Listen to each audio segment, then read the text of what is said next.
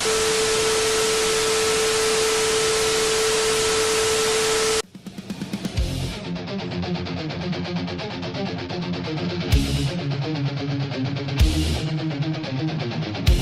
to the Stick to the Plan podcast.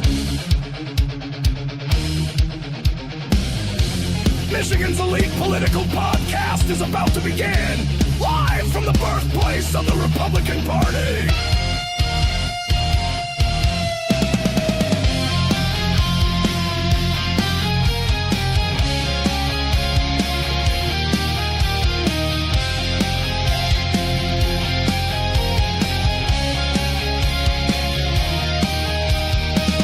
Let's gather under the oaks like our forefathers did.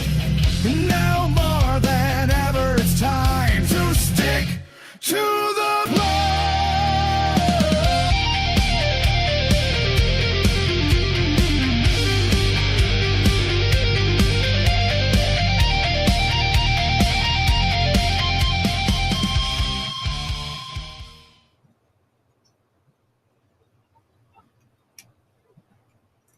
What's up, guys? Welcome to another episode of the Stick to the Plan podcast.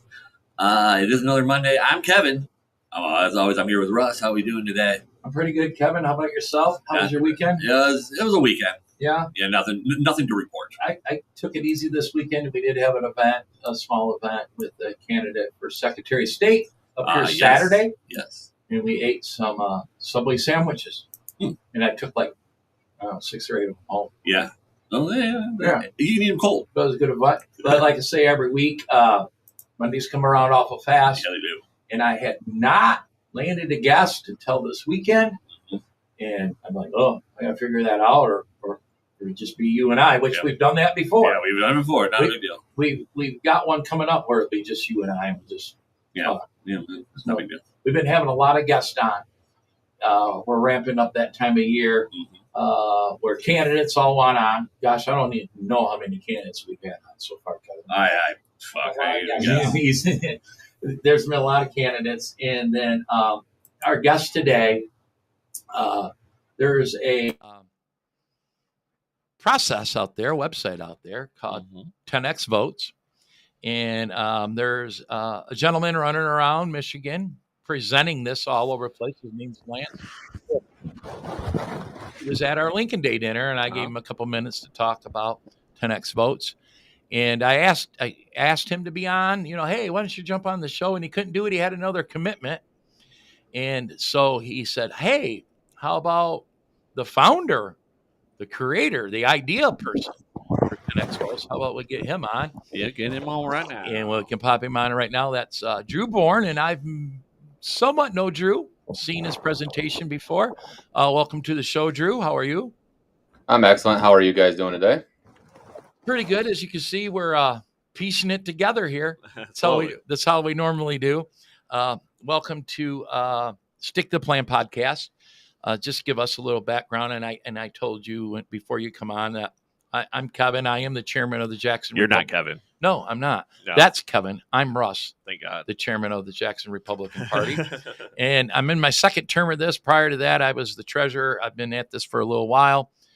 And then Kevin has other podcasts. Yeah. And he was streaming from his home and stuff like that.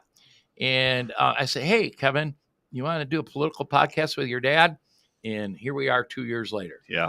And I don't know if this is the best show. We're not Grassroots Army and things like that, but we do have some reach because we've been at it for a while. Mm-hmm. And I do have access to a lot of good political guests. So I think that's what's helped us a lot. And that's why we're here today.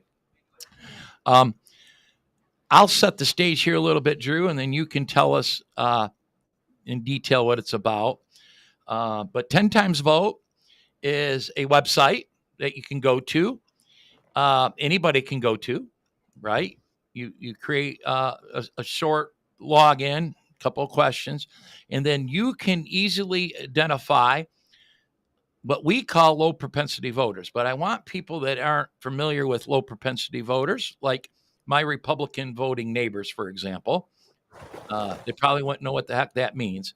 But it is to identify people that normally vote Republican, for example, Republican in elections, but miss midterms or miss votes.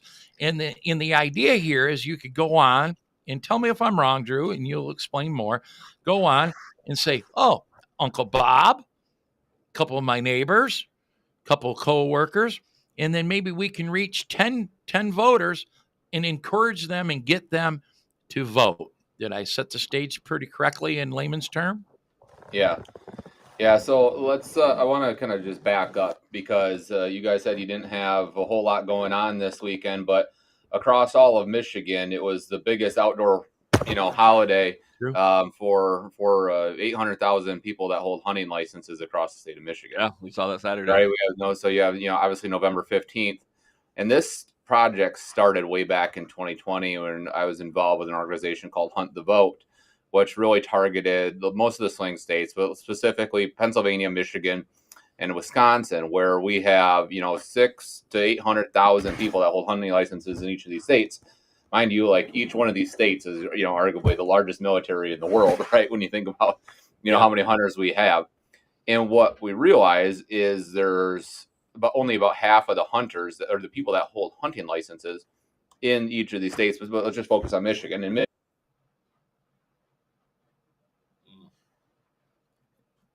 comes before we started working this in 2019, and that's a problem, right? Because who has more to lose from one, a bad economy, two, solar farms taking over their state ground, and three, the Second Amendment rights?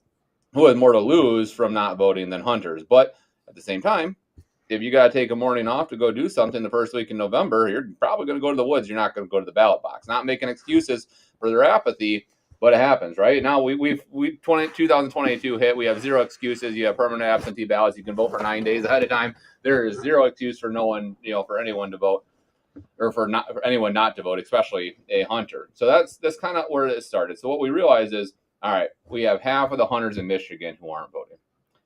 Now let's fast forward, into 22. Worked with a few candidates trying to help them win, things like that. Realized that we got a set of data for Ottawa and Kent counties to start off, and this was just low propensity conservative data. So everyone defines low propensity voters in different ways. So how we defined it is a 2 of 4 voter or less. So somebody that in the general election, not the primary, votes in 2 of 4 of the elections or less. So in 16, 18, 20, and 22, if somebody only voted in 2 of those, you're considered a low propensity voter, right? And frankly, there's zero excuse to miss any election, any general election. But that's how we use the defined term. So what we said is, who is a low propensity voter in these areas? We got these lists, and in the state of Michigan, let's just focus on Kent County. Let's start back here. We realized in Kent County there was 111,000 low propensity conservative voters. So this is somebody that has an 85% chance or higher chance that they are going to vote straight party Republican ticket along the line. And in Kent County, there was 111,000 of them, right? That's a huge number. Yeah. And so I just started going through the list. I started looking through the list, and the first thing everybody does is put their last name in. I don't have a lot of people around town with my last name. So I just started looking at my friends, family, neighbors. I come from a political family. So I obviously put in my families that, that is larger, and, see who is in it. And, my whole family's been in politics since forever. I mean, my father was I think Kent GOP chair in the late 80s or mid 80s, right? I mean, we've been around this for forever. And we realized that we have friends and family, people that I interact with on a day-to-day basis that aren't voting. Remarkable. And these are people who are the first people on social media to go out and complain, to talk, to, bash a candidate or whatever. And then you realize that you're not voting. And my partner in the whole thing, his family is extremely political as well, too. He realizes, he has nieces and nephews and cousins that aren't voting. Well, we realized, we're going to confront them and say, why aren't you voting? Because this is all public record, right? Anyone can find any of this information. Yep. You can go online, search the Secretary of State's database and see who's voting and when they're voting. And so what we realize is if me and him come from extremely political families, give tens of thousands of dollars to political candidates, go to every event, do everything we can do to win an election, have people in our own spheres of influence, our own circles that aren't voting, what are we doing? Like what's the purpose? Like, who else isn't voting then? Right. Like who else isn't voting? So what we did is, we took the whole state. So the state of Michigan has 1.7 million low propensity voters, right? We have, and I'm not just voters; those are conservative voters. All right, I'm not going to go into Democrats. I don't care about them. I don't want them to turn out whatsoever.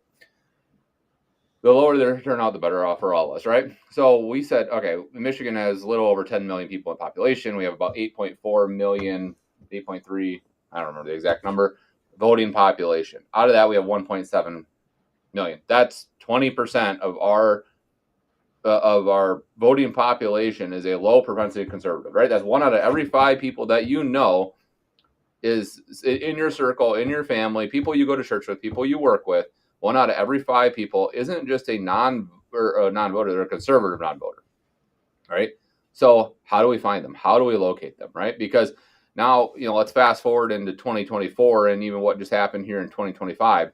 What we know more than ever is Republicans are apathetic, right? We don't vote unless it affects us. We don't vote unless we come out, right? And we have apathetic hunters. We have apathetic Christians. The church is just as bad as the hunting population, right? They just don't show up to vote because they don't want to. They were taught the separation of church and state in school, and they believe that that's the way it needs to be. And at the end of the day, if you're going to separate church and state, all you're going to have is a bunch of atheists in the church, in the state, right? That's a problem. So we need numbers in 2022 for Prop 3, and so we realize that we have a problem.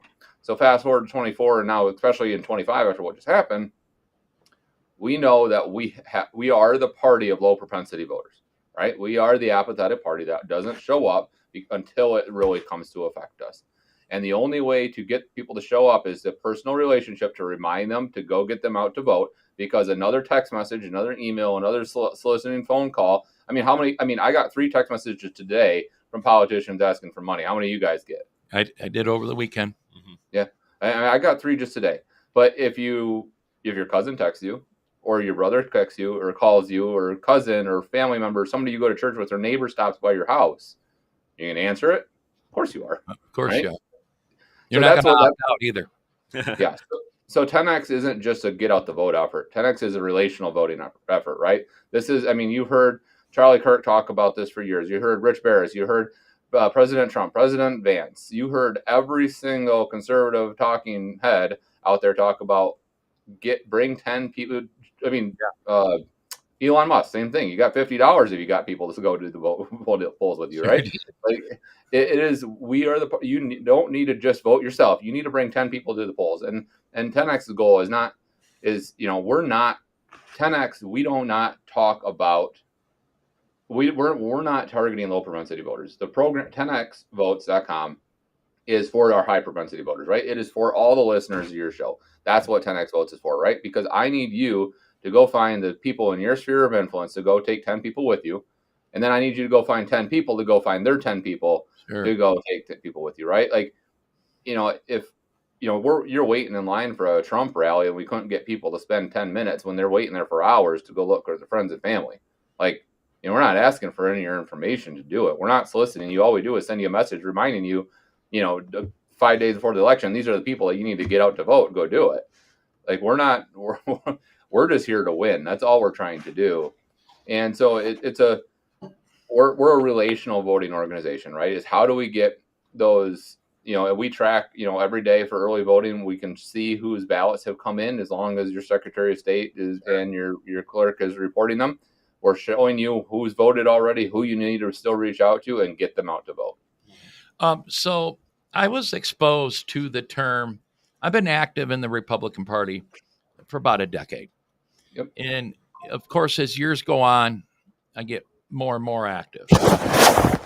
Probably see my activism today, but it's greater than it was several years ago. But I wasn't exposed to the term low propensity voters until a few years ago. And that was by Turning Point Action. And Turning Point Action took a handful of Michigan county chairs, district chairs, people, sent us down to Vegas and exposed us to low propensity voters. Now I come back to Jackson, guys, this is where it's at. We, used to get data and go knock doors and try to sell your candidates to people that vote, when we really weren't focused on in identifying the people, the low propensity voters. And so we come back and then it was kind of like an explosion. Maybe it's because I was paying attention. 10 Times comes out, all the candidates in 2024, that's where they were chasing low propensity voters. But it was explained to me that the Democrats had been using this process for a very, very long time. And like so many things in the Republican Party, we're always late to the game. Now, the ground game chasing low propensity voters in 2024 was phenomenal. So we had Trump Force 47 located at the Jackson headquarters. So we worked closely with them, used their volunteers, and provided them volunteers. And of course, that's exactly what they were out doing the whole time, chasing low propensity voters. And it worked. It worked. You mentioned something in your presentation. As we approach election season, we can get the data near every day of who's in early voting, of who's voted and who hasn't. So you got real aggressive at that time to go out and chase those people who haven't voted yet, haven't turned in their absentee ballot yet, or whatever the process. And then as things come up closer to election day, you knew what to target. It worked out great. So it is an important issue that I'm glad Republicans have finally embraced. But I've got a couple of concerns that I've had to overcome. Number one is, I'm with you. There's no excuse to vote. There's tons of options. Absentee ballots are available to anybody and everybody, whether you like it or not. It's there. They're available. Okay. Remember back in the day, you had to have at least a half-ass excuse to have one. Anybody can get one now. My mother uses one. She gets around well, but she's just as soon get her ballot, take a couple of days at her dining room table, hopefully talk to me, and and do her ballot. Now she mails hers in. I usually suggest, stop by your clerk's office or at a polling location during the early voting, like we had in 24, put it in the machine yourself. But now I live in an area where you can pretty much trust your county clerk or your township clerk. There's areas where maybe you would have a lot of trust issues in that. I get it. There's a process, so there's no excuse to it. But I run into that resistance all the time from so-called hardcore Republicans. I'm not doing that. I'm not doing it. I vote only on election day. And I'm like, man, I need you guys to embrace this because it's available. It's not going to change. The Democrats have been using that process against us for a very long time. And we need to don't hate the player, hate the game, but you might have to join the game. I don't know. You got to play the game. Play the game, right? You can't just ignore it. And then, but identifying your people in your circle, and you're right, Drew, they're normally the ones that are talking the most on social media about their opinions on a candidate or pro-Trump. It makes you wonder how many times that we've been at a Trump rally standing in line. I don't care if you've got expedited entry or not, you're still standing in line to get in a Trump rally. I wonder how many people of them didn't vote, but now there's a great way to identify it. I did use 10X vote in the beginning, snooping around, mostly with my neighbors. I live in what is considered a Republican neighborhood, and it was interesting. It's fascinating to me, the ones that hadn't. And then being a longtime precinct delegate, of course, I went and say, hey, guys, I need you to vote. So it's a cool idea to tell me if, in my explanation there, if I left any holes out. You seem to be pretty good at that. Uh-oh. It's his end, right? Yeah, I think so. Yeah. Yeah. It snapped out of it a minute ago.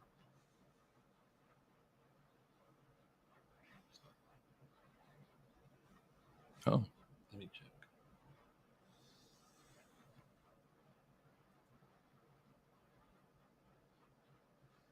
Yeah, I'm not getting any sound from you at all. Yeah. I don't know if you're muted. It doesn't, not from my end. We've been silenced for a minute. Kevin was checking to see if it was our end, but I'm not getting anything from him. you in a weird internet area? It looks like, I mean, I'm not getting anything at all. It's not like audio wise. It did it earlier. It snapped right out of it. Yeah, now he's muted, but Yeah. Maybe. I'll be good. How about now? Yeah, there we go. All right. Sometimes you got to click them on and off too many times. Turn it off and turn it back on. Sometimes that's what you got to do. Do it. Yeah, I mean, say what you're saying then, Drew. Yeah, you're exactly right. The left is using mail-in ballots, right? And now we have with Prop 2 in 2022, right? You have permanent absentee ballots. You can go online. You can go to your clerk's office, say, I want to be on the permanent registry for permanent absentee, and you can get a ballot every time there's an election, so you will never miss one. And just to make sure that there's no Chinese national stealing your ballot, you might as well just do it and take it in. You can take that ballot into your precinct on voting day and get to do it, right? That's what I tell people that say, I only vote. Then, well, you know what? Well, let's make sure that somebody else isn't requesting an absentee ballot on your behalf, because we saw this happen dozens and dozens of times, especially in the Detroit metro area, where people would show up to vote and their ballot had already been cast. They're like, well, I didn't vote. Like, I'm here now to vote. Like, well, you voted absentee. That wasn't me. Well, you can't vote. You already voted. Somebody voted on their behalf. So you better just request it just to have it in case, right? We have another organization, mfvotes.org, where you can sign up and you can register people just for permanent absentee vote, just by scanning their driver's license and having them sign on your phone and send in the registration form, or we send in the registration form to get them registered for an absentee vote. Like, this is if the left is doing it, we need to do it. We just need to do it better, right? We have the majority, right? But we lose by 300,000 to 400,000 votes every single time because we don't vote. So whatever excuse that somebody has to not vote, we need to remove that, right? I'm a sales guy. I'm a marketing guy. When somebody comes to you with an objection of why they're not voting, well, let's remove that from them. And the left has done that for us, right? With Prop 2, you have, early voting, mail-in voting, any kind of voting you want to do. I mean, the next thing is going to be digital. Like you can do that, and they're made it so easy. You have no excuses not to. But we are lazy, we're apathetic, and we need to show up to the poll booth. So you hit the nail on the head. Like, yes, we hear that all the time. I vote on election day too, but I still take in my mail-in ballot for me. All right. I mean, I make sure that it shows up, and I'm in the reddest of red areas in West Michigan, but I don't really worry about it. I don't, not to mean to interrupt you, but you made a great point. Not only, so I vote on election day, and I'm not on the AV. Okay. I'm out there pushing it, right? But I'm not one, but you just made a good point. Claim it. Have it sent to you so somebody else can't use it. Yeah, then you have control. And isn't that exactly what you said? The chain of possession is through you now. Right. Now, and I think about my mother, who's elderly, and she enjoys the no pressure of sitting at her dining room table and researching all the candidates, taking her time. She takes a couple days. And then you got think about the advantage to that. Yeah. And you can still bring it in on election day. So, right. That's the thing. Now, even me, who I'm up on every candidate, believe me, Kevin could tell you, and I'm sure you would assume, Drew, I know who I'm voting for on election day. And I know how I'm going to vote on ballot proposals. But, you got that slight bit of anxiety going into vote. You got to get your thing. You eliminate a whole lot of that. You already got it in your hand. You already have it filled out. You go about your day. This year, just less than a month ago. That before I voted, I went on and read my ballot and made sure I was up with all the terminology and everything. But I had also moved, so I wasn't able to do absentee because it was too close. You know, Drew, something that I'm on a township board here in Jackson County, and they crammed a millage renewal request on a May ballot, and this comes up on the show all the time. By the way, I was the only no vote to have that placed on a May ballot. They need to be in midterms and presidential. Mm-hmm. Okay, but I remember my clerk saying, "Yeah, but Russ, a lot more people vote absentee now." And so she had a number of how many people were going to get their absentee ballot. So that reminds them, because the reason why I voted no is low voter turnout on these, non-election season millage proposals, that they all use the trick. And so that'll increase voter turnout. Less than 10% of those ballots, those AV ballots, were turned in to that election on a millage request. Now, that was the only thing on the ballot. Mm-hmm. But I'm like, really? It sat on your dining room table and you still didn't send it in? Isn't that remarkable? And that's a request to raise your property taxes. Yeah. If anything, that needs to be, you got to double down and make sure that that's sent in even more to not have your property taxes raised. Amen. You're with me, Drew. That one's more important than any of them. Yeah. But it's fascinating to me when I quizzed her on how many after that election, and it passed, of course. And I'm happy it passed. That's fine. Okay. But she didn't want to answer me. I ended up getting that information from my county clerk, because she knew that her sales pitch to put that on that May ballot kind of backfired on her, because it didn't increase voter turnout whatsoever. But you definitely could use, and I didn't think of that. You could use 10x votes at a millage request time. I need you people to get out there and vote. And what is politics, especially Republican politics, and even though the Democrats come off this way, they're not. Republican politics across the United States is top down, right? We expect that we want the top of the ticket to carry everybody from the bottom up, right? I mean, you got to, and that's what happens, which we've seen. If we don't have a strong top of the ticket, you don't win the bottom races, right? And if you don't, and if you have but if you do that strong top of the ticket, you will pull the rest of the candidates up. 10x votes is the complete opposite. We are a bottom up organization, right? We want to help you win the school board races and the county commissioner seats that you maybe only need 150 votes to win, right? I mean, you look at some of these school board races, they win by 50 to 150 votes. Well, go to your church, find out who's not voting in your church, and make sure every one of them shows up and votes for you, and you just flip the school board seat, right? It's that simple. Kevin, who's not voting, you can do it. So now we do that, and you do that, and we flip a couple school board seats in every single district. Now you win the House seats. Now you win the congressional seat. Now you win the Senate seat. Now you win the presidential or governor seat, right? It's a bottom up approach.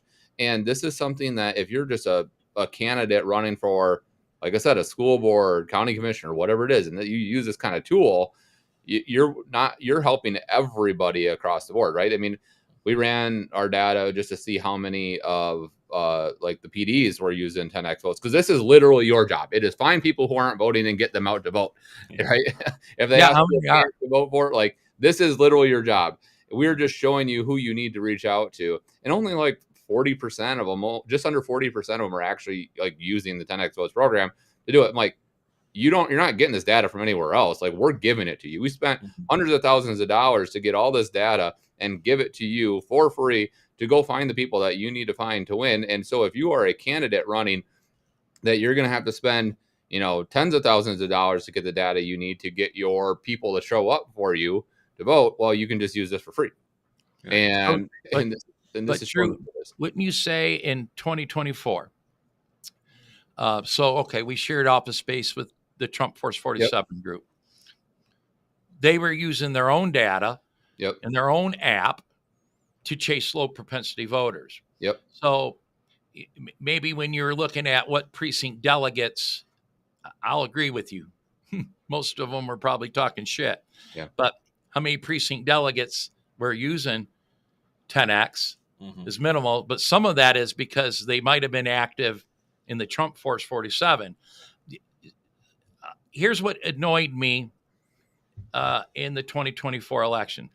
So you had Turning Point out there with their data for low propensity voters. That wasn't hardly used, although they rolled it out first. You had 10X that was rolled out and I was introduced to. And then we had the Trump Force out there using their data, chasing low propensity voters. And then we had Mike Rogers' campaign out here screwing around, using another app, chasing that same data, which is fine because they are all geared at chasing low propensity voters. But maybe that's what skewed, not to give an excuse to precinct delegates, maybe that's why they weren't using 10X. Am I right there?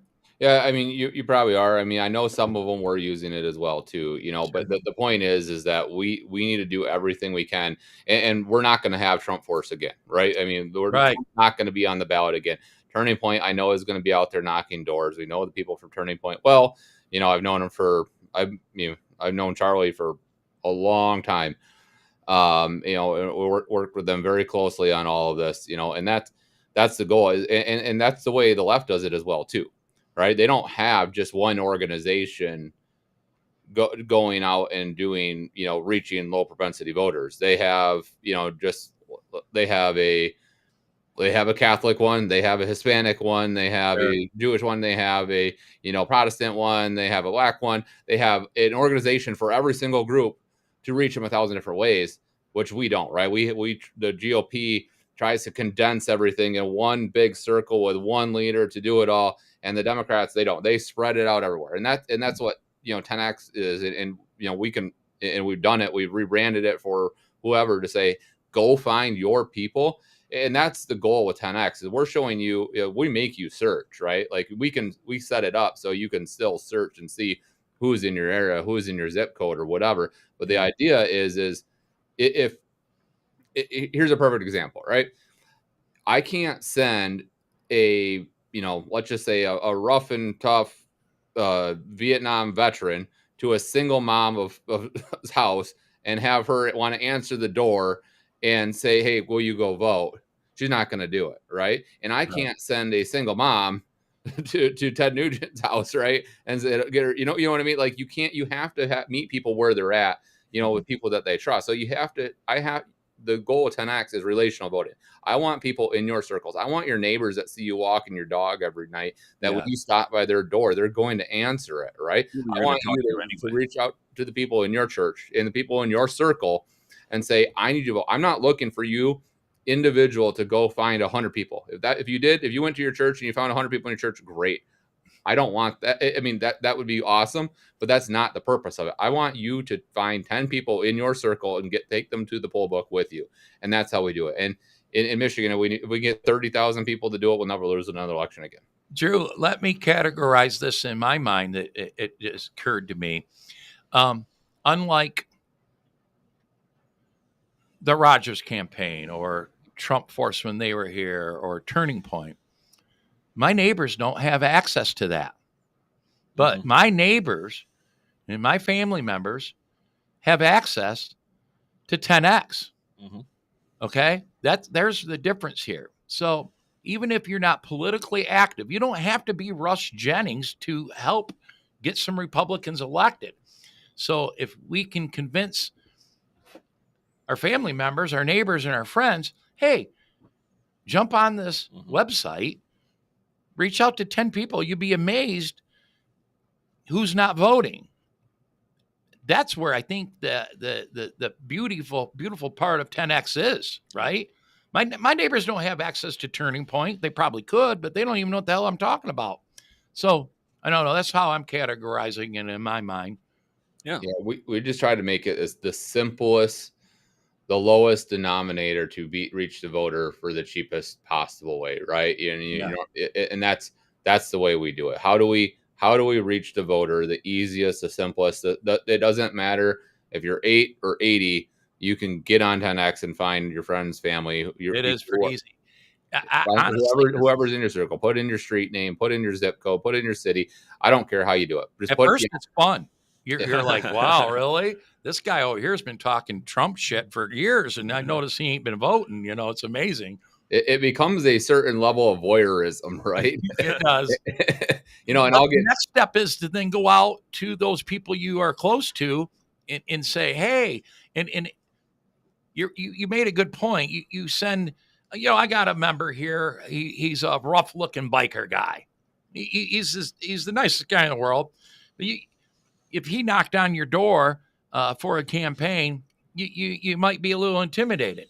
Now, but if he reaches out to his neighbors, his friends, and his family, well, of course they're going to answer the phone call or answer the door.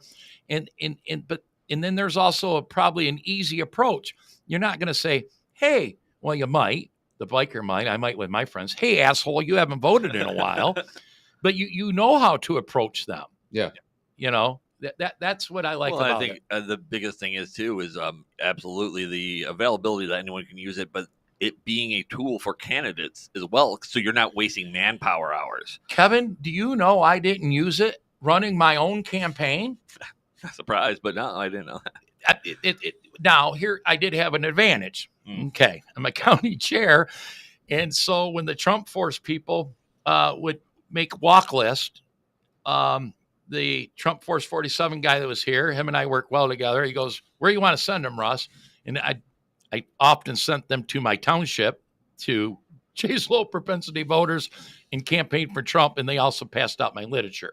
So that's what made me ask that question, that some of the precinct delegates out there were probably chasing low propensity voters, but through a different app or whatever they were using. Or they're just which is fine doors. as long as they're doing it. No, they don't send you out to randomly knock doors anymore. Oh, really? Okay. No, that's our thing. We're only going to 3. If there's 20 houses in that neighborhood, we're only going to 3, right? Yep. Because half of them are Democrats, half of them are Republicans, and out of those half that are Republicans, 3 of them aren't voting, right? Yep. So we're going to those 3 doors, and we're on to the next, right? We know exactly who we need to target, how many to target them, and now with what we're doing, I mean, we're tracking everybody's cell phones. Sure. So, I know exactly who you are, where you live, where you work, everything about you.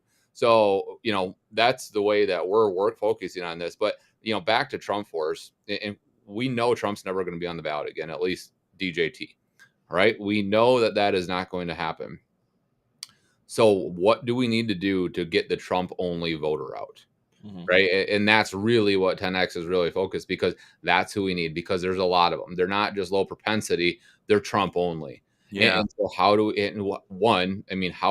we find the candidate that is going to excite people as much as DJT? I don't know. I don't know what that answer is. I don't know who that's going to be. But I know that whether that's governor, Senate, your township supervisor, I don't really know. What that person has to motivate those people to get out. But how do we, and if we can't get him to get people on to get people to show up on the ballot, what are we going to do to make sure that we can get those Trump only voters out? And that's what 10X is about. We have them isolated. We know exactly who they are. And we are going to show you them that this is a Trump only voter. And these are the highest priority voters that you need to get to show up to the ballot box. Right? Because we know how they're going to vote. We know that they love Trump. We know that they love everything about him.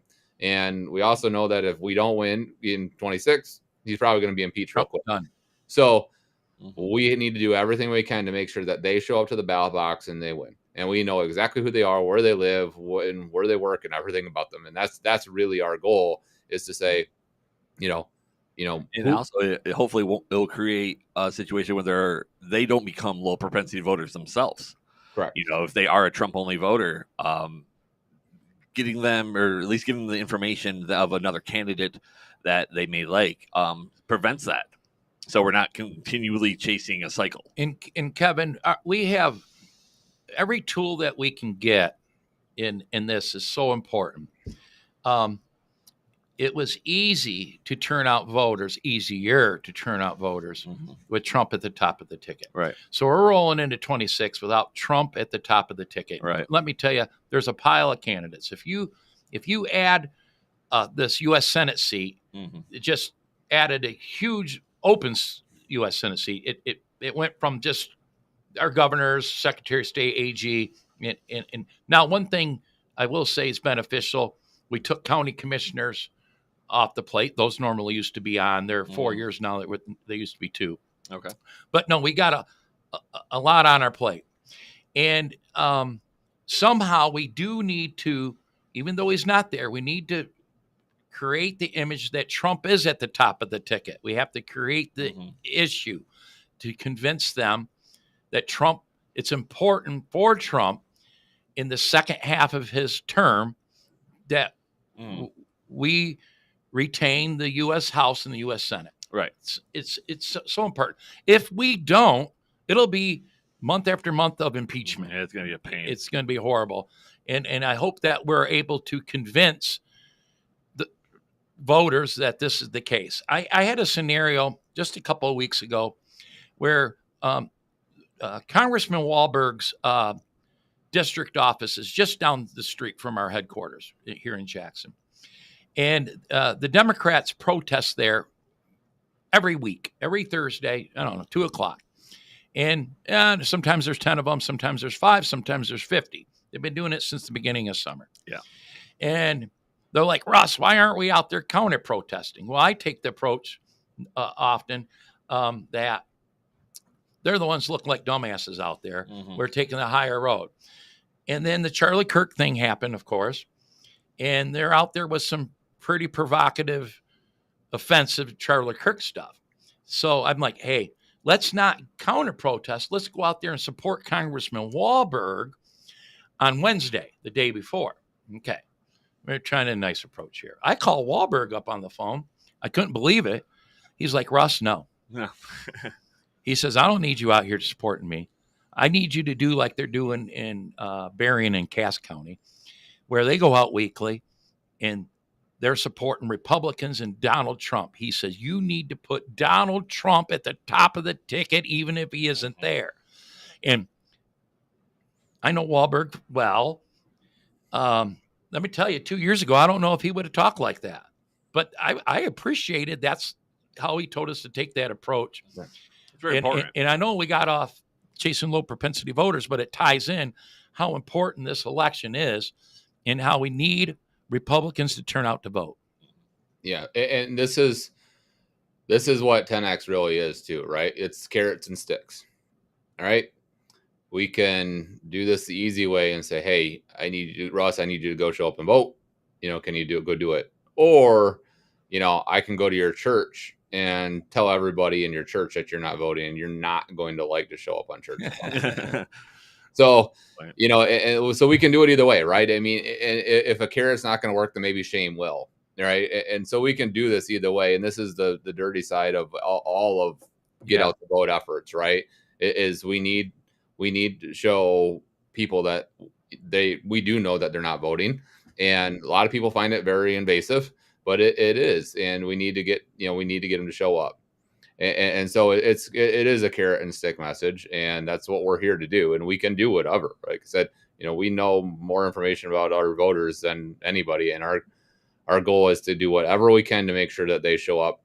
And yeah, I was in DC a couple weeks ago for an event, meeting with some White House officials and trying to get things done and rolling here for Michigan. What we're going to do. And this is going to take $100 million for the state of Michigan in 2026 to get the Trump-only voter out. And that's a lot of money. Yeah. And we're going to raise it and we're going to do it because nobody else is going to. Nobody else is coming to save us. Nobody else wants to do it. And we really need to get this isn't, Trump isn't on the ticket anymore. We know it like we just said. But, there's a lot of, forces on the right trying to make sure that splitting the MAGA vote and everything together. And we just need to be focused that we are here to win no matter what. And just focus on winning and building. And that's what we're here to do. We're here to build. We're builders. We're here to win. And that's what 10X is for. And like I said, this is bottom up. I don't care if you're running for, a school board seat or a congressional seat. We are here to support you, to help you win, no matter what it's going to take. Because this is going to be a hard election. It's going to take a lot of time. It's going to take a lot of money from every single one of us. But if I can encourage everybody to spend less than 10 minutes to get on 10xvotes.com, it's under development right now. So we're working, we're adding in the search functionality by like area, so you can, here's my we're going to map every low propensity voter. So no matter where you're at, you'll be able to see, who you need, what doors you need to knock in that specific neighborhood. We're going to show you, their vote history and everything else. So we who's the Trump only voter. So we're working on a lot of projects right now, making this is the best app, cell phone logins. You don't have to create an account and any of that kind of stuff. Just trying to make it as simple as possible for the user. So I wish I could pull it up right now and show you, but I can't. No, and we mentioned it before the show because Kevin and I were trying to jump on, and it said couldn't load at the time, and the chat is just talking about it as well, just as he was bringing it up. So well, that's perfect. Good news though, Drew. People in the chat are jumping on to check it out. So that is good news. And like Drew just said, they're doing some updates to it, because I have been on 10x votes and used it in the beginning.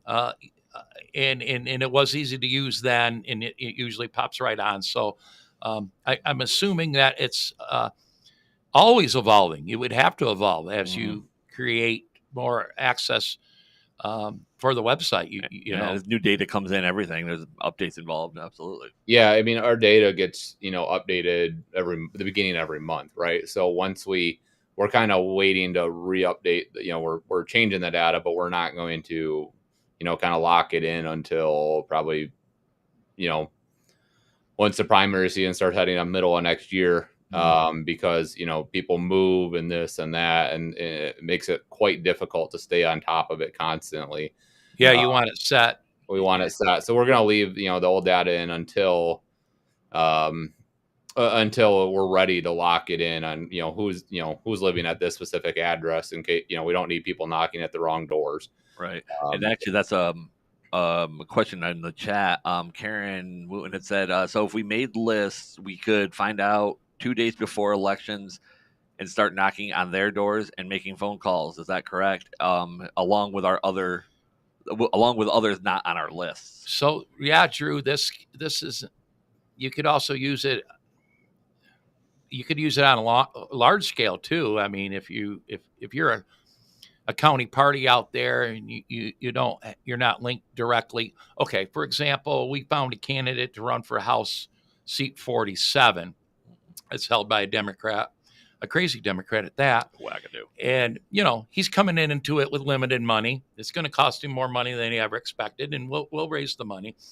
But this is an exact tool that Justin can use in his people, not only for knocking doors, but also making a few phone calls. Am I right?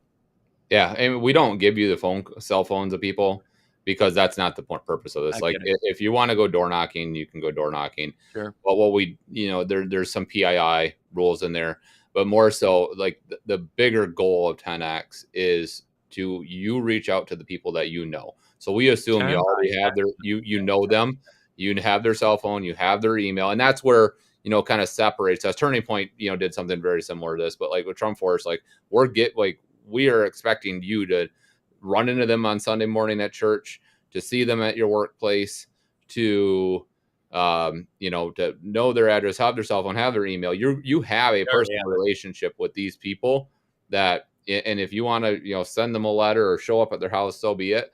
But like the goal of 10X is that you already have their information, so you're going to reach out to them. But that being said, if you have candidates that need help with this, just have them reach out. We'll help them out the best.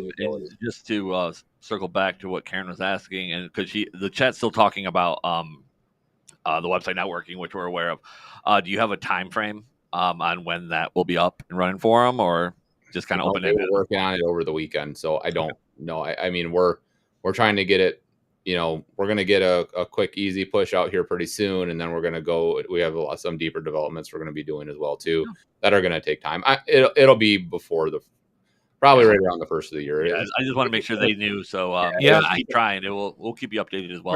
We're going to go back to the voyeurism part. I'll tell you, the first step is nosy people jumping on 10X and checking on that. That's the first step. You're going to be amazed.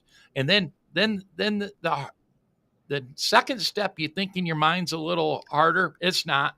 You just call up Uncle Bob and ask why you didn't vote. Or you see him at Thanksgiving, Christmas, wherever. Drew, I do have a question. Yeah. I get why the churches use an excuse not to vote. And I use the word excuse. Okay. Where do you think that excuse is? What's the common excuse for the hunters? You would think that the majority of hunters are Republican voters. Yeah. You would think that the Second Amendment would be a big topic at the top of their mind. Where do you think that problem lies? It's not an excuse. It's apathy. Yeah. And it's what it is. It's not, I'm from Dutch, West Michigan here. I'm in West Michigan, right? And if my family's Dutch, so I get this, right? There's certain things you don't talk about at the dinner table, religion and politics and blah, blah, blah, blah, blah. But it also, and Republicans are lazy, right? We get outworked, out fundraised by the Democrats, 10-1 every single time, right? The Democrats work 24 months in a 24-month cycle. The Republicans work 4 months in a 24-month cycle, right? We don't, that's just the way we are. We recreate the wheel every election cycle instead of keeping the wheel going. Well, yeah, and our wheel's broken. So that really does. So we're scrambling around, create the wheel. It's election season. Then after election season, and then we recreate another wheel. Yeah, it comes down to apathy. It really, and it's not just hunters, right? It's Christians in general as well too. We don't want to vote or show up to vote until it really is going to come and affect us, right? We saw that in 24, right? Things are getting so bad, gas prices are getting so high, economy is getting so bad that that it was starting to affect everybody. Sure. Right? And that's really, I mean, even like that's, the big part of like the Maha movement as well too, right? People realize that we're being poisoned and we need to vote in Trump to stop our food from being poisoned from us. Like that's, they hit every angle. Yeah, they did well. it literally what it comes, and it's still happening, right? We're still seeing it. And and we turned out voters that have never voted before, the Trump only voter, because of that angle. Sure. And so it's so much deeper, and it really does it just comes down to apathy. There's no excuse, like other than the fact of I'd much rather be sitting in a tree on Tuesday morning if I had to take a morning out to go vote. But you don't have that excuse anymore. You haven't had that excuse in 3 years, right? Like, and even before that, you could still get absentee ballots, and you didn't even need an excuse for it.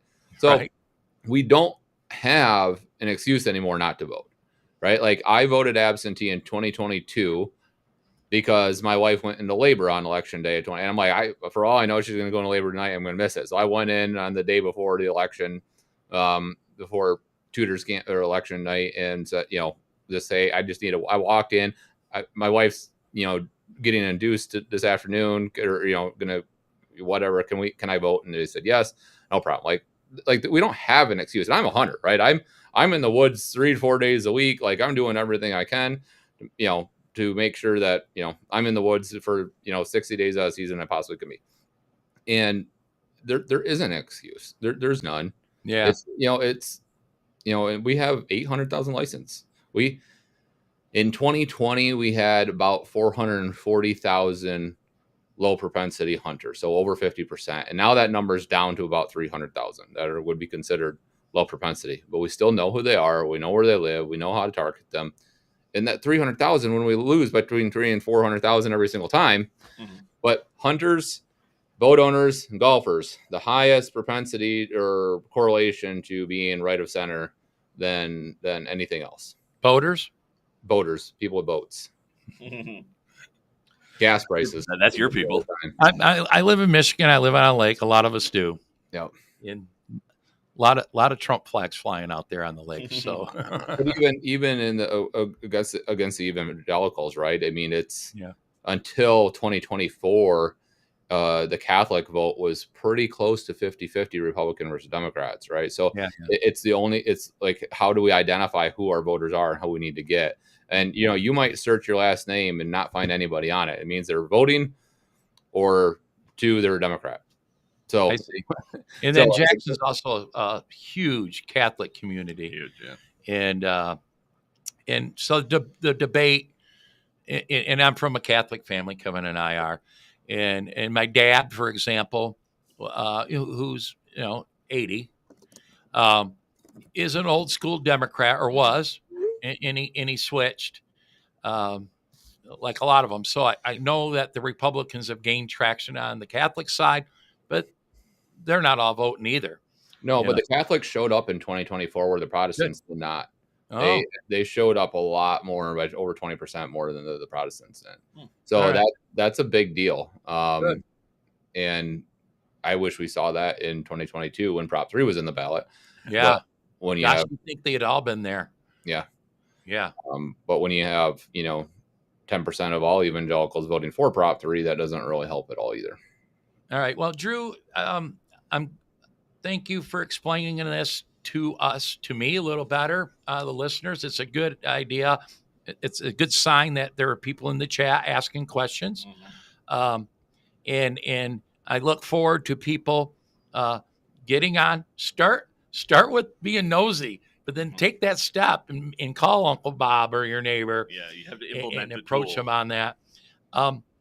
Drew, before we cut you off, and the reason why you can stick around if you want, but I'm going to go into some announcements that I got here at the Jackson GOP. Yeah, I got a 3:00 here. I got to run too, but I appreciate it. So I jumped on and just Googled it, and it popped back up. But tell us how to find it. 10xvotes.com. I mean, that's the easiest way. It's like I said, we're in a few states. We'll have all of our updates hopefully done here soon. Very simple. It's very easy to use. And if any of your followers want to reach out to us, I mean, I'm pretty easy to get a hold of. Just Google my name. I'm a commercial broker, so I have your number. Information's everywhere on the internet. Yeah. So if you need me, just reach out. I'm pretty easy to get a hold of, and I'm here to help.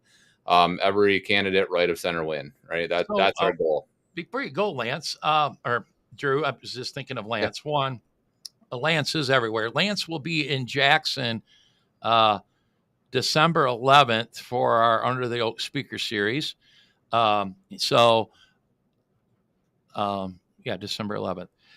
So we, people can direct questions with Lance, but he was at our Lincoln Day dinner, and I brought up our candidate for House Seat 47, Justin Griffiths.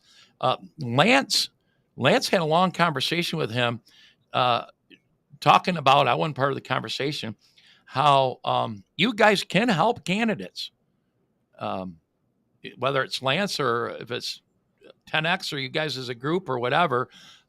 He was like, I can help him and show him a way to win. So I thought that was interesting, and I'll throw that out there. Whatever you guys got cooking to help candidates, I appreciate that. Yeah. We're here to help every single candidate we possibly can. We know we have the name, emails, we have the data of every single person that attended a Trump rally. Mm-hmm. We know everything. We know all the low propensity. We're here we're snipers. We're not, machine gunners here. We are specifically picking on individual voters to make sure that they show up to vote. And we're going to do that one at a time to the extent of 1.7 million conservatives to make sure that they show up. Just one more quick thing. It's funny. Sometimes I bring this up, how we have the data on voters and as much data as we have. I've had some people get uncomfortable saying, how do you have that data? It is public information. Mm-hmm. It's everywhere. Some people get a little nervous that. Well, we were always told that isn't anonymous. We don't know who you voted for. Yeah, who you voted for, but you can see if you voted or not. Well, you can see what primary you voted in. Yeah, right. Yep. Well, thank you very much, Drew. Thank you, Drew. It's been very informational, and like I said, Lance will be in Jackson to talk more about it one-on-one on December 11th. So let's do it maybe middle of next summer again. Okay, good. And we'll in the middle of 26, and when everything's up and running and rolling, and we're a program for one. You can use it however much you want, but I really just want everybody to use it for 10 minutes one time and find all their family and friends and take 10 people to ballot. So that's it. That's that simple. All right. Well, thank you very much. Thank you, Drew. You. All right. Well, Should probably use that website. Yeah. Like you said, the voyeurism, the nosiness. That's where it starts. Yeah, it's got me curious. And I mean, we talked about I don't know if it was with 10X or with the Trump or the Trump Force app, but we found out that an older person in our family who was voted for everything hadn't voted or had voted. What was it with grandma? Or she hadn't missed one. Well, you're not going to find her information on 10X, but I did find out that she hadn't voted in a while. Is that what it was? Okay, in the primaries, right? In the primary, right. And I had brought it up to her, and she's like, "Yeah, I don't." She just hasn't voted in primaries. So there's so much data. Listen, that's the life we live in. Data is easy to obtain. He even referenced your cell phone. But voter information is public information. We don't know who you voted for. Right. But where it starts is we know which primaries you vote in. You either voted in a Democratic primary or a Republican primary. We know that. Right. It's right out, we see your ballot. That's what it was. You would notice that she had voted in a Republican primary, and that's why you brought it up to me. Now that you say that, it made me, yeah. Anyways, that's right. But Grandma back in the day, she's more of an independent. Mm-hmm. It's who she personally likes. Papa was a huge, yeah, Republican, and in many ways, I mean, I think he was more of a conservative than a Republican. But Rush Limbaugh was always on the radio, kind of guy. Yeah. So and then Steve's a different story. Oh, Steve's the opposite end for sure. Yeah, he's not for an old dude. He's even like super liberal. Oh yeah, not just a Democrat. Oh no, I would consider him extremely liberal. It's amazing to me. It's amazing to me. Yeah, you would think he's got investments, right? I don't think he knows he does. I always say that. I say, here we are in a Trump world now. You know what, though? Look at the stock market. I do wonder if he doesn't, because I had mentioned that I had sold a bunch of my stocks and bought not Bitcoin, crypto with it, kind of switching over. And when I said stocks, he kind of like laughed. He's like, stocks. I don't know why he laughed about it, but I'm wondering if he doesn't, or he just was surprised I owned them. 401s or anything you got out there are super valuable right now. And Trump did it again. And that to me, that would say everything to especially a retired Democrat. Yeah, but he's also, you got to remember, he's not worried about a 401k. He's back in the pension days, he retired from the state. He's retired from the military, then the state. Yeah. He's pensioned. So interesting. Having Drew on now could be a little on the early side, but I'm glad we introduced it now. And like we said, we'll have Drew back on, or Lance, or have him in Jackson. The key here is voter turnout, Republican voter turnout. And we got to overcome the fact that Trump is not on the ballot. Yeah. So we got to create the image of a reason that Trump's on the ballot when he's not. Well, and I think what it is you need to show that these down elections, which really aren't necessarily down elections, without retaining the House and the Senate, Trump's useless. I mean. If we lose a giant tool, if we lose one chamber of Congress, we're just nothing happens. Yeah. Well, think about it. We lose. Well, all right. If we lose the House, they're going to impeach. It might not get approved by the Senate. But we lose them both. Yeah. They're probably going to lock him up. Yeah, they're going to do their best. And I mean, think of the lockdown that we just went through. It took 8 Democrats across the aisle. Yeah. If we, that means if we lose seats, that's 9, 10, 12, 15, 20, it's a mess. That makes my brain go to, some issues going on over the last week. It looks like the biggest one that sticks in my head is the Epstein files. Congress votes tomorrow whether to release them or not. Right. I guess this morning Trump announced he's recommending that they release them. Mm-hmm. it's created a tiff between him and Marjorie Taylor Greene. Yeah. Oh, yeah. They're not getting along well. And let me tell you, Trump, I was watching Rescue Michigan last night. I haven't been watching Adam a whole lot. He's been so critical of Trump lately, but part of it is necessary, not all of it. But, Thomas Massey, I think it's a Texas congressman. Sounds right.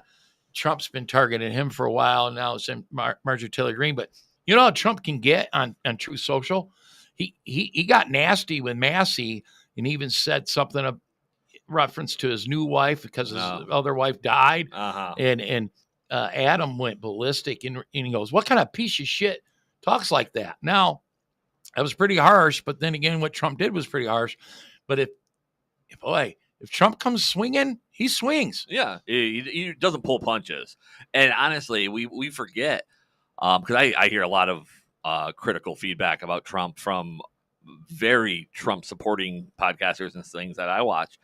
And we forget the way he is now is exactly why we loved him in 2016. Yeah. Nothing's changed. We just got softer. So you're not hearing it, but the fallout between him and Elon Musk, and they've somewhat. Well, that's been swept under the rug a little bit. Well, they've somewhat had at the Charlie Kirk Memorial had a moment where they were talking. What do you know? They could be talking more than you think. They're only feeding you what I thought they feed you. I thought it was all kayfabe, like publicity anyway. I mean, it's just the way that it went down.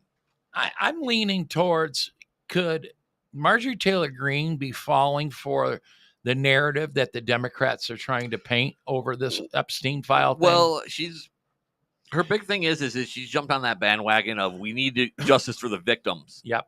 And which is probably a good play on her part. Oh yeah. I mean, I'm a firm believer. I'm like, what does that change? Why are we worried about this? I said in the car to you the other day, there's a picture of Epstein and Donald Trump together. Oh yeah, billionaires hang out together. They sure do. Especially New York billionaires. Yeah, they sure do. Come on. And I'm just about to sneeze. Yeah, the Democrats are so good at creating a narrative that might not need to be necessary, and has Marjorie Taylor Greene and many that I know in my circle fallen for that. Adam, for example, on Rescue Michigan. But then again, that pressure did create, for what it looks like, I guess I haven't confirmed it, where Trump come out this morning saying, release the files. Well, it's kind of what he ran on too. Yeah. And then whatever happened, and it got lost on what's her name's desks and whatever. Actually, we're good on time. Yeah. Well, just to bring up a little bit of local politics. Right now, Leone Township is in the media for a zoning change request, and I'm confident. I'm not being tricked here. The person that owns the golf course that is requesting the zoning change request simply found a buyer who is a developer of things that need heavy industrial, light and heavy industrial. And they went right for the big boy and filled out the paperwork for heavy industrial request and plopped it in our laps. Right. There was no backroom cigar smoking deal making with the Accelerate Jackson or anything. No. It was organic, the way it's supposed to be. Right. The way it's supposed to be. And I think that's, I said in the car, that's a bit of an uproar, is that they're not used to it working the way it's supposed to be. No, because normally it doesn't. It seems shady almost. Blackman Township has an industrial park that was in hand with other organizations in the county and the Kumbaya that creates those things. By the way, have you been out Springport Road? So airport, you go west on Springport, out towards Tack.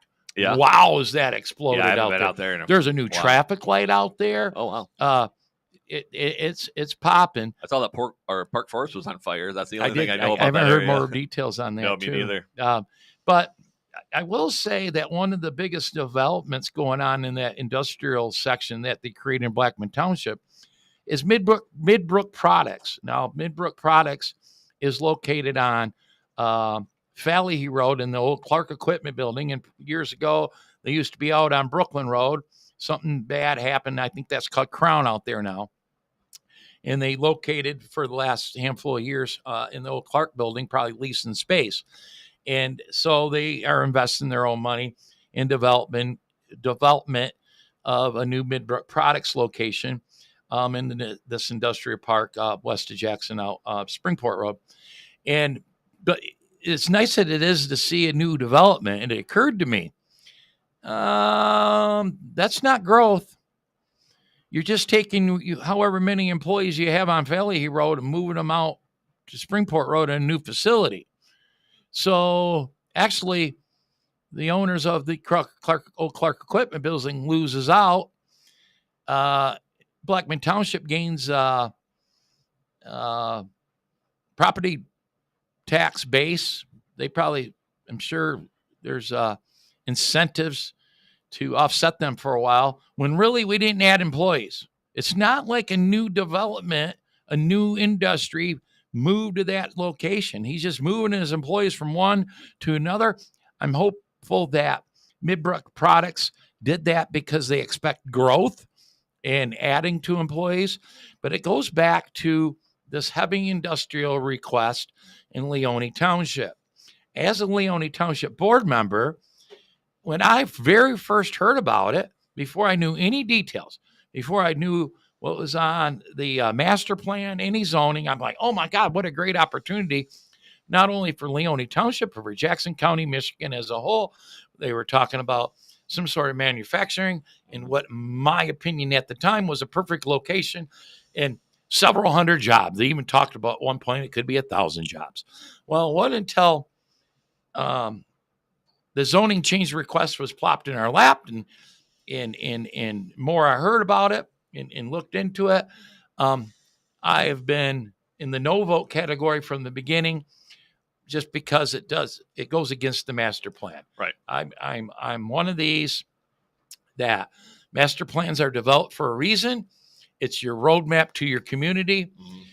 You would hope that people who are building homes out beautiful Hawkins Road, they looked at the master plan. Oh my God, this is open space and farmland. We can build our new home here or buy a new home here. Here's the thing. Most homeowners don't do that. But that's why a master plan exists. And for 7 of us to say, we have a legal right to do so. People claim that we would be opening ourselves to lawsuits. I don't think there's a lawsuit there. That's why. Now, I'd give a heads up to people. Every 5 years when the master plan is out, you need to attend those. Oh, yeah. Because let me tell you, that is, in my opinion, a perfect place for a major development. Now, the environmental people are sending me emails like crazy, the groundwater and everything else, and the list goes on and on. The same old list of stuff they always talk about when there's a development like that. Right. But you have to ask the question, where the hell else would it go? Right. Okay. It's like, I'm going to go out there. It's like the asphalt plant that was proposed out on Brooklyn Road, down the road from Willoughby Concrete. Willoughby wanted to add asphalt plant to their list of things. This is in the shadows of a steel plant. Yeah. Max Steel, whatever it's called now, Gorando or whatever, right? Grado. Yeah. Right. It's in the shadows of that.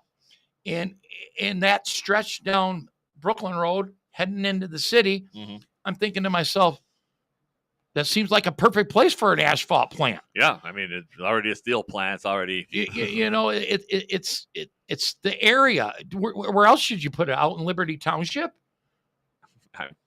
So I have read the environmental concerns. Environment is important to me, but it's the same old talking points every time they want to develop something major. Is the environmental end. And I'm not a no vote on the environmental end, guys. Right. And I've had emails saying, hey, Russ, thank you. You're the only township board member that's responded to my email. And thank you for probably voting no on this. I will vote no on it. But I'm concerned that this isn't an environmental concern. Your reasoning should be environmental. Take the no vote. Yeah. Take the win when you can get them. Yeah. But I will say, I'm not certain. You never know. The public input to this has been so overwhelming. Oh, yeah. That I do believe that it's going to be turned down. The public pressure got to the other board members, but I am going to tell you something. In October, this was going to be voted on, and I was probably going to be the only no vote. The only no vote. And this would have been crammed down your throats with only 3 people in the audience in opposition. Right. You got to do your due diligence and stay on top of these things. You got to attend those meetings. We did not do it in secret or nothing. You got to attend meetings. Jump on the website a couple days before the meeting dates. See what's on the agenda, guys. Right. This was almost plopped in your lap. I'm going to phrase it this way. We, the board, found out that not everybody was notified, and it started the process all over again. You know who we is? Me. Yeah. I just happened to notice numb one. Hey, and it started the process. Sometimes it plops in your lap. If it wasn't for that, guess what? It would have been. It'd have been on. Yeah. It'd have been on. So, but it looks like it'll be a no vote. Thank you to the public for reaching out. It did extend way past the residents of Leone Township, but the environmental concerns very well, if true, could affect a lot more people, even, the county and statewide.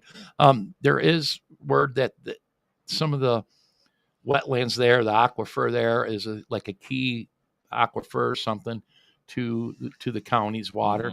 My opinion is it's not like the 60s, 70s, and early 80s where Detroit River was on fire or whatever. Yeah. Between Eagle and the EPA, things like that are better monitored for a better quality of life. Absolutely. You have to have heavy industrial or our society will collapse. Yeah, well, we already have lost so much. Like, you hear people all the time, America doesn't make anything anymore. Well, that's because if we don't have heavy industrial, then we can't make anything. It's got to go somewhere. Yeah. Kevin, I was 5 years old when Max Steel was built. You knew I grew up in that neighborhood. Yeah. I grew up in the subdivision that right there. Yeah. Right there. Yeah. I grew up in that subdivision. I was 5 years old.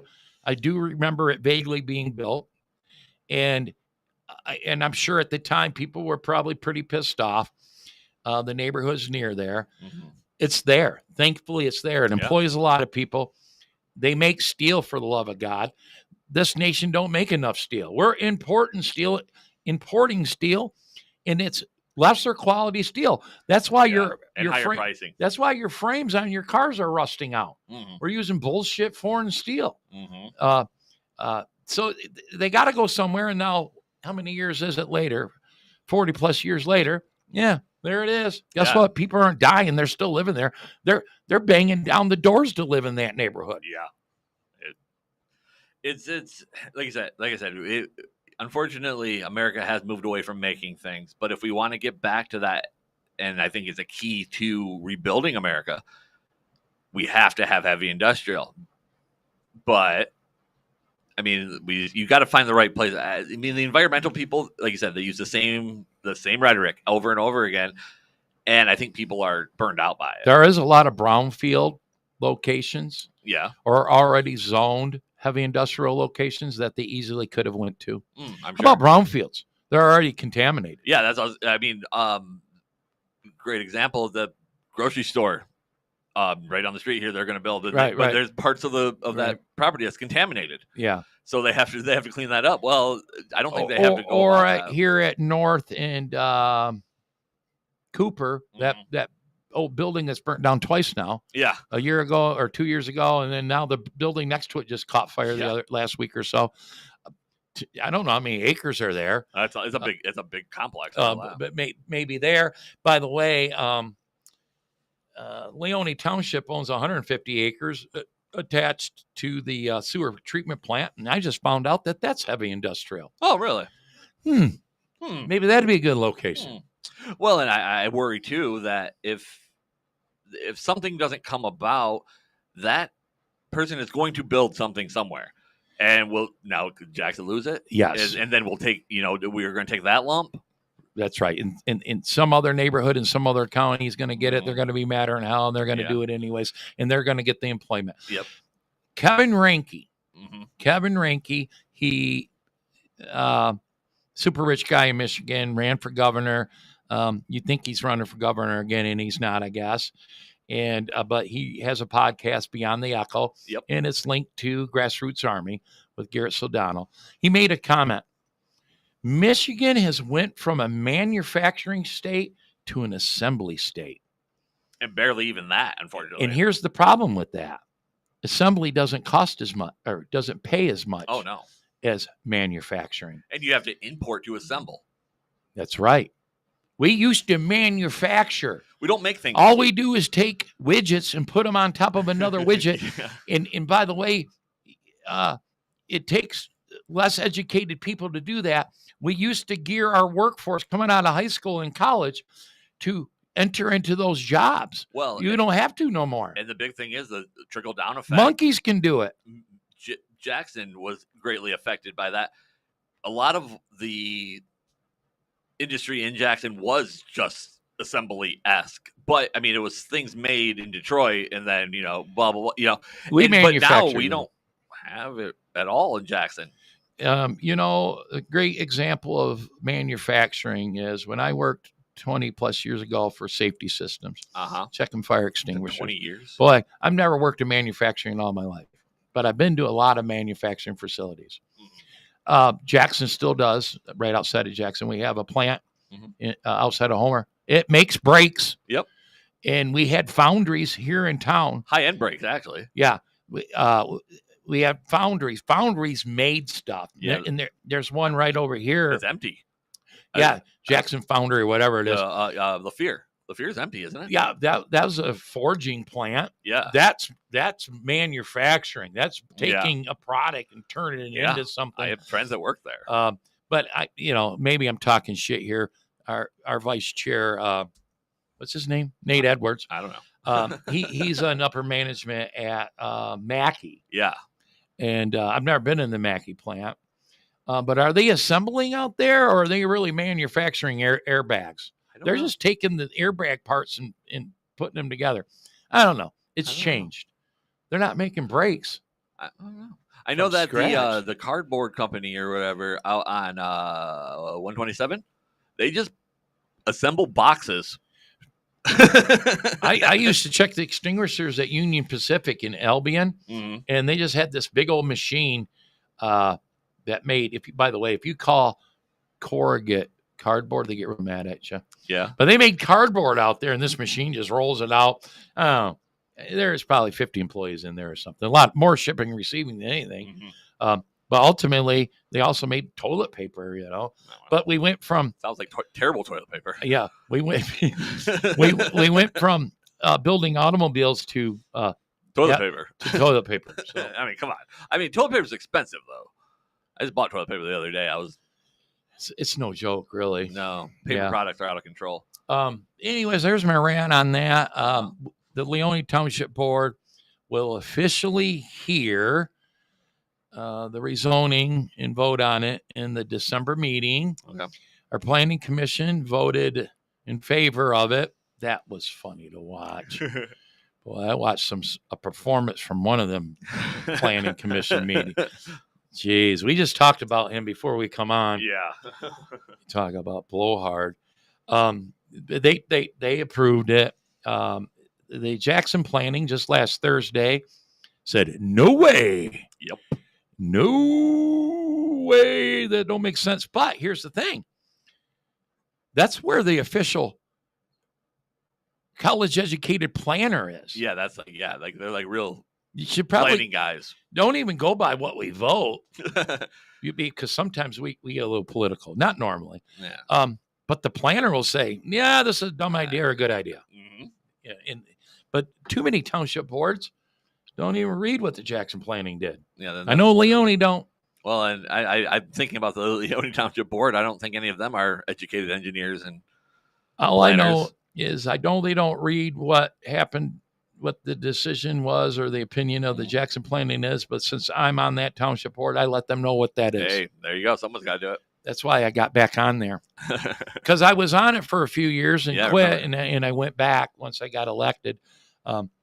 You got to bring every bit of information you can to the table. That's why I think they're getting rubber stamped, and we've talked about that a ton of times. It's because people aren't there is a process, and if part of the process does one thing and you don't read it, then you're just going to rubber stamp it. So too many board members, including our supervisor, who's a good guy, he meant well on it. They got giddy over the fact that under their watch, they could be responsible for several hundred jobs being located in their township. And I would have loved to have had that under my banner. Right. As the grandkids grow up, Grandpa voted to help get that there. I would love to have that under my banner. But at what cost, too? Right. And let's do it right. I'm zoning oriented. Gosh darn it. Zoning sometimes sucks. Yeah. Senator Lindsay, he's on this thing where he wants to eliminate it across the state altogether. And that's a horrible idea. I don't think it's... So when my neighbor's house burns down and the other neighbor buys the property and now he wants 6 pigs, I have a problem with that. And that's where zoning comes in. I mean, zoning is it's just like taxes. It's a necessary evil. John Smith has a good point. In a perfect world, perfect government, there would be like no zoning, and say the neighbors, the lot between me, if there was one, and the neighbor wants 6 hogs, I should go over there and be able to express to them, hey, I'm not down with 6 hogs being next to the house here. And if they tell you to F off, then you need to buy the property. Yeah. Because you own the property, then. So sometimes it's up to government. Elected officials are supposed to protect you. So I don't know. It's a fine line we're talking there, because there's also property owner rights. Yep. There's a stupid ordinance in Leone right now that I'm probably going to be dealing with. I can't put more than a 4-foot privacy fence anywhere on my property because I'm on lake property. Yeah, I believe it. Okay. Now I get that if it's on the lake, say the corner of the house to the lake. Yeah. I get that because you're blocking people's views. But I want to put a privacy fence between me and the shithole next door to me. Yeah. Between my living room and their living room. And I can't put a 6-foot privacy fence up. Yeah. What good is a 4-foot privacy fence going to do me? So some shit don't make sense. Yeah. I mean, there's the give and take. I mean, you bring up the animal thing and the private rights. I remember not long ago, there was a big push about basically making ordinances of I think it was for chickens specifically. Yeah. And it was more like, but you're good as long as no one complains about it. You can't be, I was part of that outcry or whatever at the time, several years ago in Leone. And I was pushing really hard not to allow chickens on lakefront property. Okay. And then that's fair, though. And they said, okay, that's cool. And then they went, you got to be at least on an acre or something anywhere. Yeah. I remember, I think it was but Kevin, what would it hurt currently? You know where I live. Yeah. You know my little dirt drive. I don't know. So I had 6-8 chickens out there running around. Chickens poop a lot. Them cats of mine would take them out. That little orange one. I know. Chickens are mean. Oh, that little orange one. Yeah. But when that first came, be careful what you ask for. I think it was a statewide effort because I worked for the haunted house at that time out there in Moserville Road, and they had horses, and they looked at it. They're like, "Oh, all the neighbors got to do is say, oh, I don't like the smell of their horse poop," and they'd have to get rid of their horses. Now they had, I don't know how many acres, but still, so I don't know what all was. Whatever it was ended up passing. I'm almost like this in Leone, and I've rode with the ordinance enforcement officer before, Jake. I like Jake. Jake's a cool guy. Yeah. Retired Blackman officer. By the way, don't mess with Jake. I'm thinking that's a bad idea. Yeah. But he's copper by nature. Yeah. He did a career. Yep, there's a violation. And I'm more like, can we just go on the complaint system more than just drive around and try to find violations? Now, that being said, Kevin, you're born and raised in Leone Township. Oh, yeah. And we've come a long ways. Leone's always been known not to look that great because we had real hokey shit going on. and we've kind of, we needed to clean that up a little bit. Like the junkyard on South Street's gone, and but now you can put weed plant in there. Yeah, exactly. It's all advertised as green zones. Yeah, I see that. I don't know if that exists. That's just a realtor. Genius. Right. By the way, it's still for sale. Right next door to that junkyard is a processing plant. By the way, that processing plant's one of the stinkiest there is. You drive by there in the summer on South Street, you're going to smell that one. The one over on Washington that they just I built, get a whiff of that one. Gets stinky too. I've gotten a whiff before. Clear on Morel. Oh yeah. Behind it. Well, of course it butts up to Kevin. What are they building behind the weed plant? I don't know. They've cleared all that out along Morel. I'm sure it has something to do with the weed plant. I don't know. I don't know either. Somebody's cooking something up. I don't know. Maybe I bet you I can make a call to somebody and he can tell me. Well, anyways, you people out there on Seymour Road and Hawkins, you're gonna probably be safe. Please attend the meeting and say what you got to say. Don't let your guard down. Yeah, because you only say for now. But I'll tell you what, the biggest person that opposed this from day one is a girl that lives on Trailer Park Drive. She got a nice house. I went down through there. Got a nice pole barn. A couple of nice houses down there. That Trailer Park is nice, actually. Yeah, actually, it is. It's better than I remember. That's where I bought my Silverado from. I was like, 35 years ago, I used to buy weed in there, and it was from a dump. But that's not a bad looking trailer park. But anyways, she's been the biggest opposed person, and I'm like, yeah, you bought a house on a service drive along Interstate 94, named Trailer Park Drive. Listen, if you think something you think something isn't going to happen on a service drive running along Interstate 94. Bullshit. You got a good deal on that house. She probably thought she was buying property next to a golf course. Which is the drive that goes way back. But still. I had a buddy that lived in the old Lester Brothers corporate office on Young Road or whatever road, going outside of Leone into Grass Lake. Okay. Colder Old Farms is out there. Yeah. Their corporate headquarters used to be there before it was on Michigan Avenue. And it turned into a house. And I knew a guy that worked for them and lived there. And I was standing in his front yard. Mm-hmm. You can't have a normal conversation. Oh, no. If you're on a service drive along Interstate 94. Oh, no. I remember golfing out there, and there's a couple holes where it's not quite a golf environment. It's like the top 5 busiest interstate in the state. Yeah, it kind of goes, I don't know, from Chicago to Detroit. Trucking. Another one, Kevin, I heard her say it twice. This girl comes up, public comment, and she said she grew up in a polluted area of Metro Detroit, and she suffers from all these ailments, and that her children come out suffering from a ton of ailments too. Oh, yeah. And so she had to get her family away from wherever the hell they live in, and they ended up, I think, out on Seymour Road. All right. But up to the trailer or the golf course, more than likely. All right. Yeah. And how much nicer their life is. They don't suffer from no problems anymore. None? Zero? No, not at all. All right. And I'm like, your home is less than 3/4 of a mile from Interstate 94. Right. Now, you probably don't hear it because of the trees. Because it is. They hear it. They just don't notice it. You get a false sense of security if you're at Hawkins and Seymour Road.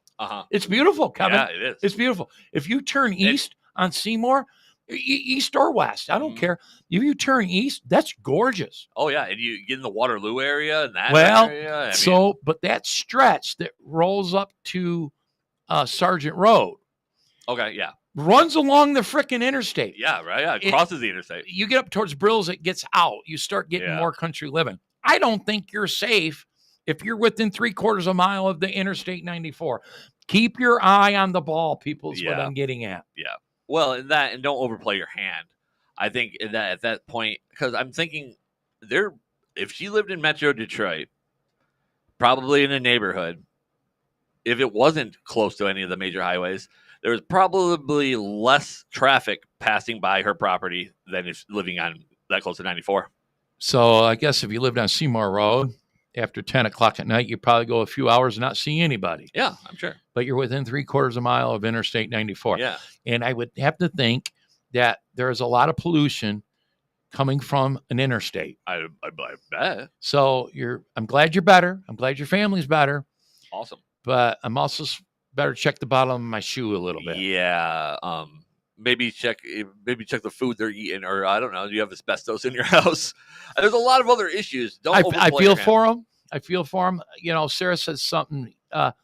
Hey, what if a solar or a windmill company wanted to put a couple of windmills out here in the middle of your beautiful lake? Well, I wouldn't be down with that. But then I got thinking, you know what? You know how center rats roll. We'd be anchored to that. We'd have Christmas lights on it. And what's it paying? What's it paying? Do we all get a piece? Yeah, our property taxes going down. What's going on with that? Yeah, what's it paying? If we all get a piece, go ahead and put a couple out there. Actually, they have even proposed many in lakes. Not in inland lakes. I'm surprised. You know what? On a calm day, it's freaking windy at my house. Yeah. And we're just an average size Michigan lake. Yeah. Shh, don't tell them they'll be doing that. I know, right? Don't put it out there. You know, the township owns the majority of the bottom of yeah, we Lake. talked about that, and that's strange, though, isn't it? No, because go to other lakes, there's no ownership. Yeah, that's what I'm saying. It's strange that that an entity or anything owns that. All right, let's do some announcements. Get the hell out of here. Let's do it. JacksonGOP.org. That's where you learn everything going on at the Jackson GOP. We have new office hours. So we are Monday, 10 until 5. Tuesday, 1 until 5. Wednesday, 10 until 5. Thursday, 1 until 5. It's winter hours. And you know what? Since you didn't have time to write them down right in front of us at JacksonGOP.org, you can see our new hours. Come up here and sign Citizens Only Vote initiative, candidates petitions. You can get information on candidates, all that cool stuff. It's official. I can announce it. The Mike Rogers for Senate campaign will be locating within the Jackson GOP headquarters starting in January. And I was talking to a member prior to the show. Yes, they're going to offset our rent. That makes me very, very happy. Mm-hmm. But it ain't that. It's the resources. Yep. It will be the largest campaign in the nation. Mm-hmm. In the nation. And tons of resources, money, people, Trump, everything's going to flow to Michigan because of that race. It's going to overshadow the governor's race. And Jackson GOP is going to be part of it. Mm-hmm. We'll be able to help our local candidates when they're out knocking doors. For Mike Rogers, we can walk and chew gum at the same time and help campaign for Justin Griffins, for example. We don't have an app. We don't have this data. Right. 10X Votes does. Yeah. But guess what? Mike Rogers' campaign is going to be in here, and they're going to have all those resources that we can use. Oh, yeah. And when Trump does a rally in Michigan for Mike Rogers, guess who gets the expedited entries? Well, us Jackson GOP people. I hope. If not, I'm going to run them out of here. It's not worth it. So that's a big announcement, and some people aren't too happy about that. It doesn't matter. It's happening. This is how we are relevant in campaigns. He is the premier candidate in that. Bernadette Smith has announced that she's going to run. She's running for that seat. She ain't got a chance in hell. No. I don't even know why she's doing it. The next executive committee meeting is December 11th. And our Under the Oak Speaker Series guest is Lance Griffin. Too many Griffises and Griffins out there. From 10 Times Vote. See if it was on here. I don't see it on here. We found a candidate for State Senate seat 14 to replace Sue Schenck. And I'm forgetting Celia's last name right now. I apologize. And of course, House seat 47. Our boy Justin Griffiths is running for that. And that is most of Summit Township, all of Napoleon, all of Columbia, all of Norval, and half of Grass Lake Township are affected by the Democrat that holds that seat. Now we're going to replace her with our good buddy, Justin. Yeah. I guess I'm done. You're done? Yeah, I don't really have anything. Just remember to like the stream, follow the channel if you're not already, share it to all your family and friends. Let's get a bunch of followers so we can be, what do you call that? Relevant? Yeah. An influencer. Yeah. I did a special on influencers. I don't really know what they do. They influence. They ride on expensive boats in Miami. I don't know about Miami, but I mean, expensive boat in the Gulf would be cool. That would be so bad. I'm sure we could find something up that way. I've never rode on an expensive boat in the Gulf or outside of Miami, so I guess I'll take either one. Well, the only thing I heard about it was a Lamborghini yacht, and it sunk. Oh, that sucks. Yeah, well, I don't know. Maybe you can get reparations. I'm sure that we didn't even go into that. Do you know that Detroit voted in 22 to create a reparations committee, and they're done with their report, and the citizens, they're proposing the citizens of Detroit that have African ancestries that they can prove can get reparations. Oh, yeah? Yeah. I think I saw Dave Chappelle skit on that. Free stuff. I bought a baby. That's another day, another show. Yeah, another day, another show. Guys, thanks for watching. We'll be here next Monday. We'll see you later. Bye. Bye. You've been listening to Grandma's Boy Media Production.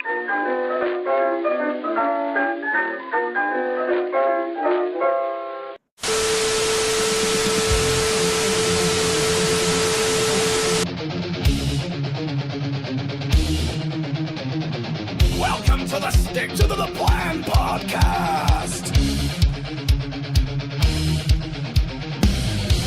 Michigan's elite political podcast is about to begin, live from the birthplace of the Republican Party.